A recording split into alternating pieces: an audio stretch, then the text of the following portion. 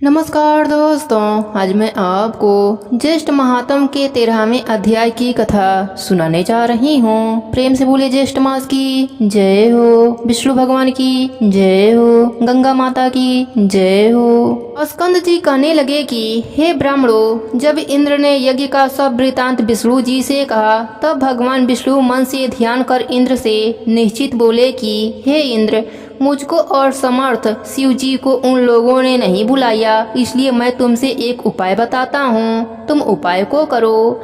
हे सुमत, आदि से करने वाली विद्या देता हूँ, तुम पवित्र होकर उस विद्या को ग्रहण करो और निर्भय होकर फिर जाकर विधि से उस विद्या का जप करो। सावधानी से यज्ञ के घोड़े का हरण करो और उसी तरह मौन पूर्वक कपिल ऋषि के आश्रम में जाओ।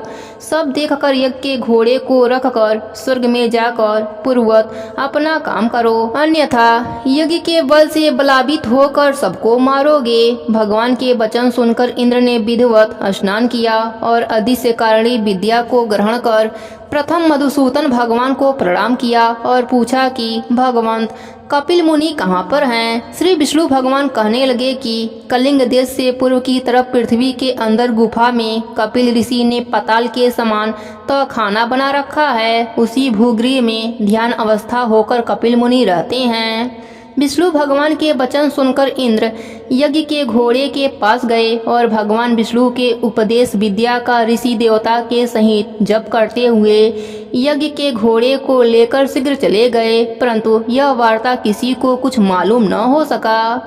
एकांत में ध्यान मग्न कपिल मुनि को देखकर इंद्र ने विधि पूर्वक प्रणाम किया और यज्ञ के घोड़े को वहां बांधकर इंद्र अपने स्वर्गलोक को चले गए, परंतु मन में फिर भी शंका बनी ही रही। इधर यज्ञ के घोड़े के हरण हो जाने पर उसके रक्षक एक साथ अज्ञान से मोहित होकर सबों ने राजा से आकर कहा कि राजन, यज्ञ का घोड़ा कहाँ गया तथा कौन हर कर ले गया, हम नहीं जानते।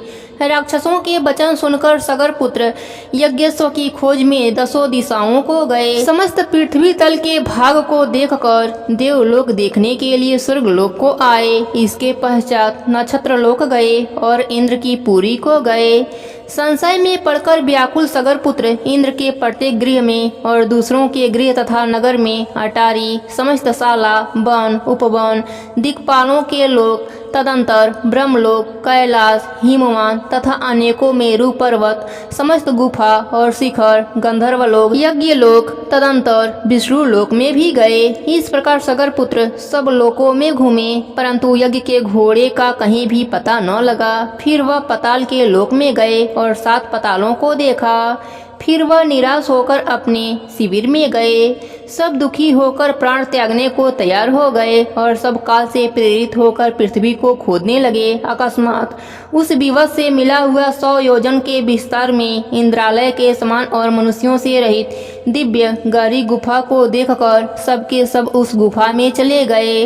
वहां जाकर कमल की रस्सी से बंधा हुआ यज्ञ के घोड़े को देखा और वहां पर ध्यान में मग्न कपिल ऋषि को भी देखा, जो कि केवल मन से ही सृष्टि, संहार, श्राप और अनुग्रह करने वाले हैं। कपिल मुनि के प्रभाव से उन मूर्ख सगर पुत्रों ने कपिल मुनि को चोर समझकर कहा कि इसी ने घोड़ा चुराया है और अब भय से यहाँ ध्यान लगाकर बैठ गया है। हम लोगों के भय से पृथ्वी के नीचे घर बनाकर ऋषि के समान बैठा है। इस दुष्ट को अच्छी तरह बांधकर राजा सगर के पास ले चलेंगे। यह कहकर उन सूरवीर सगर पुत्रों ने बड़ा कोलाहल किया और कपिल मुनि को बांध दिया तथा कुछ लोगों ने उन पर प्रहार भी किया।